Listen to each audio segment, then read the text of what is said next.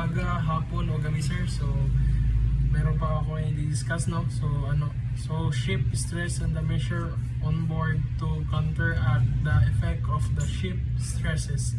So common ship stresses, number one is hugging sir. So ang hugging ay isang uri ng stress na naranasan ng isang barko kapag ng gitna nito ay tumataas at ang mga dulo ay bumababa.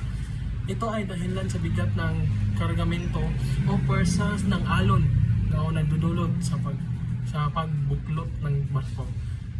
So ang mga sanhi ng hugging sir is sobrang bigat ng kargamento sa gitna. Kapag ang kargamento ay sobrang bigat sa gitna ng barko, ito ay nadudulot sa pagtaas ng gitna at pagbaba ng mga dulo. Number 2 is pwersa ng alon. Ang mga alon ay nagdudulot ng pwersa sa barko na nagdudulot ng pagbuluktot nito. Number 3 is cancer. Hindi tamang pagdiskarte ng kargamento. So, kapag ang kargamento ay hindi tamang na-distribute, ito ay nagdudulot ng hindi pantay na bigat sa barko. So number 2 is sagging. So ang sagging sir, sagging ay isang uri ng stress na manarasan ng isang barko kapag ang mga dulo nito ay tumataas at ang gitna ay bumababa. Ito ay dahil sa bigat ng kargamento at pwersa ng alon na nagdudulot ng pagbaluktot ng barko. So mga sanhi ng sagging sir is number 1 ay sobrang bigat ng kargamento sa mga dulo. Kapag ang kargamento ay sobrang bigat sir sa mga dulo ng barko, ito ay nagdudulot ng pagtaas ng mga dulo at pagbaba ng gitna. So number 2 is pwersa ng alon. Ang mga alon sir ay nagdudulot ng pwersa sa barko na nagdudulot ng pagbaluktot nito. Number 3 is hindi tamang pag-distribute ng kargamento. Kapag ang kargamento sir ay hindi tamang na-distribute, ito ay nagdudulot ng hindi pantay na bigat sa barko. Then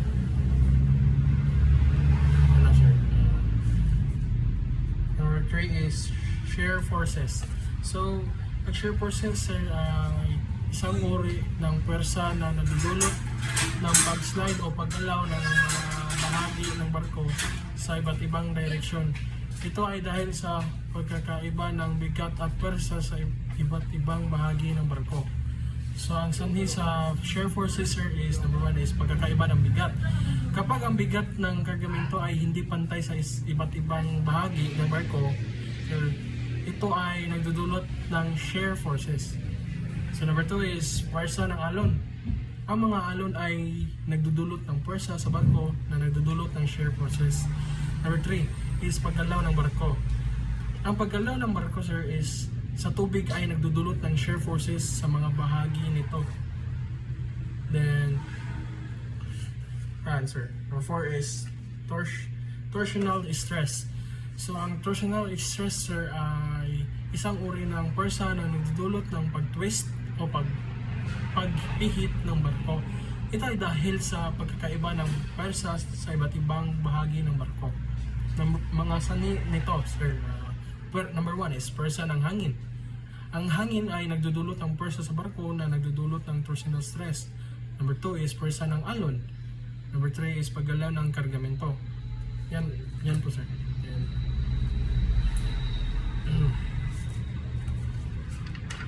Number 5 is panting sir. So, ang panting sir is isang uri ng stress na nararanasan ng isang barko kapag ang mga bahagi nito ay nagbabibrate o nag-oscillate dahil sa pwersa ng alon o hangin. Mga sanhi ng panting sir. Number 1 is pwersa ng alon. Ang mga alon ay nagdudulot ng pwersa sa barko na nagdudulot ng panting. Yun ang pwersa ng alon sir. Then number 2 is pwersa ng hangin. Ang hangin ay nagdudulot ng pwersa sa barko na nagdudulot ng panting. Then number 3 sir is paggalaw ng makina. Ang paggalaw ng makina sir ay nagdudulot ng vibration na nagdudulot ng banting. Then next sir is number 6 is pounding o slamming. Ang pounding o slamming sir ay isang uri ng stress na naranasan ng isang barko kapag ito ay tumatama sa alon o sa ibang bagay sa tubig na may malaking pwersa. Mga sanhin nito sir is number 1 is malaking alon. Then number 2 is mabilis ng paggalaw. Then 3 is hindi tamang pag-navigate.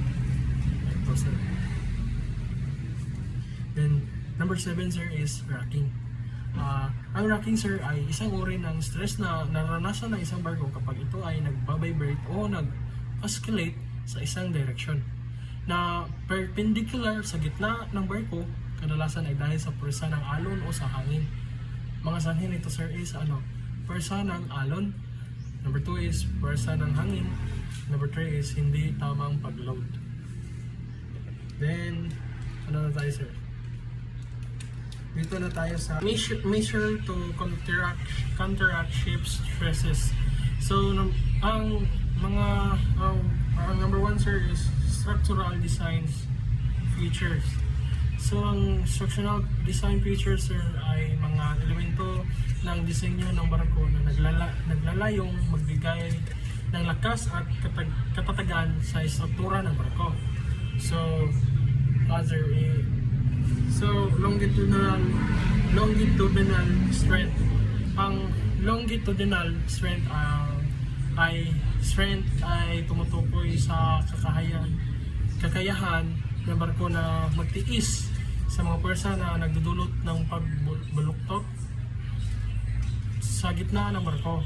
Ang mga elemento tulad ng barko, tulad ng keel, stringers at deck ay nagbibigay ng longitudinal strength sa barko. Then number 2 sir is transverse strength. So ang transverse strength sir is ay tumutukoy sa kakayahan ng barko na magtiis ng mga pwersa na nagdudulot ng pagbabaluktot sa mga gilid ng barko. Ang mga elemento tulad ng frames, bulkheads at stiffeners ay nagbibigay ng transverse strength sa barko. Then dito tayo sa answer, double bottom construction. Ang double bottom construction sir ay isang disenyo ng barko na may dalawang layer ng hull, ang inner hull at ang outer hull. Ang disenyo na ito ay nagbibigay ng karagdagang lakas at katatagan sa barko, lalo na sa mga lugar na may mataas na panganib ng paglubog. Dito tayo sa answer, reinforced bow and stern areas. The reinforced bow and stern area sir ay ang mga lugar na madalas na na-stress dahil sa mga pwersa ng alon sa at hangin. Ang mga lugar na ito ay pinalalakas ng mga reinforced na struktura tulad ng mga stiffeners at plates upang magbigay ng karagdagang lakas at katatagan. Dito tayo sa number 2, loading and ballasting practices. Ang mga practices sa pag-load at ballasting ay mahalagang aspekto ng mga pagtatakbo ng barko ng naglalayong magbigay ng katatagan o kalalaman sa barko.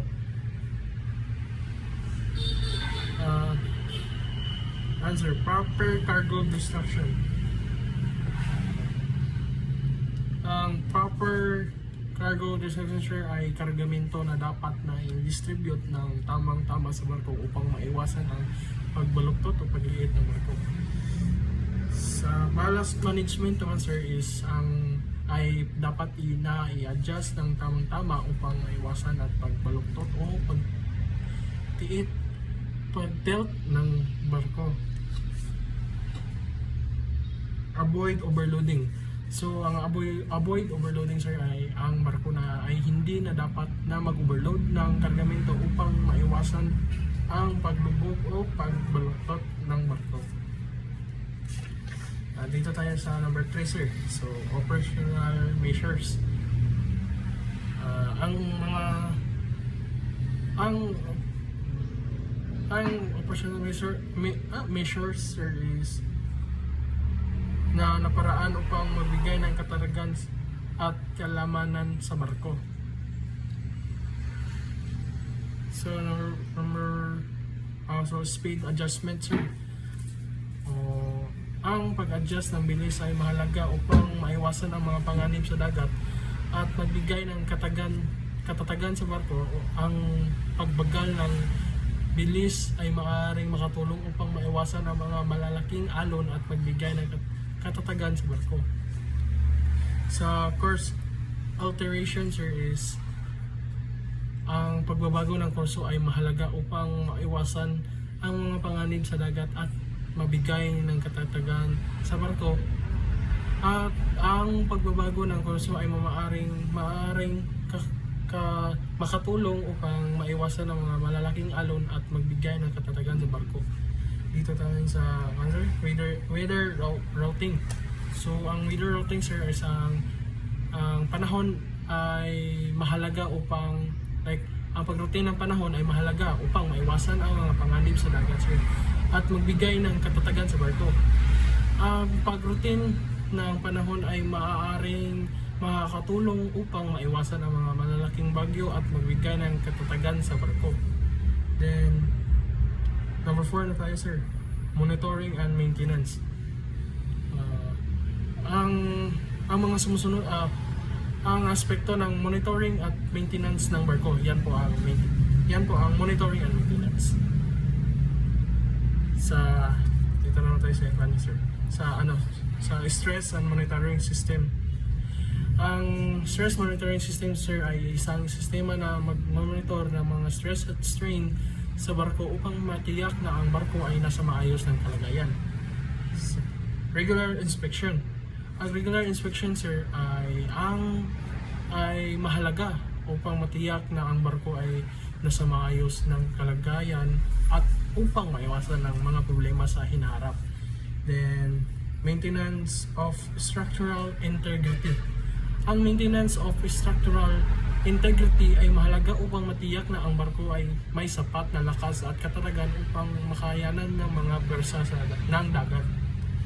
Number 5 na tayo sir. Use of bulkheads. Ang use of bulkheads sir ay mga partisyon sa loob ng barko na naghahati sa mga compartment upang magbigay ng karagdagang lakas at katatagan sa barko. Ang paggamit ng bulkhead sir ay ang mga ito na tayo sir. Sa watertight watertight bulkhead yun pala. Ang mga watertight bulkhead sir ay nakakatulong na maiwasan ang paglubog sa barko sa pamamagitan ng paghahati-hati sa mga compartment na nagbibigay ng karagdagan oras para sa mga tripulante upang makagawa ng aksyon. And collision bulkhead sir. Ang collision bulkhead sir is pag-iwas sa pinsala, pagpalangat ng katatagan, pag-iwas sa paglubog, yan po sir. Then dynamic stability management. So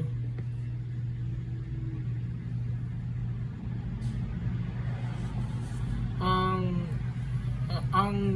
to answer aspekto ng dynamic stability management sir is to answer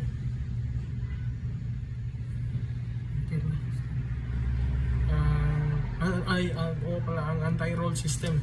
So ang anti-roll system sir is ay nag-iwas sa pag-roll ng barko sa pamamagitan ng paggamit ng mga stabilizer o iba pang mga device. Then dito tayo sir sa trim optimization. Ang trim optimization sir is mga sanin niya is pag-adjust ng trim.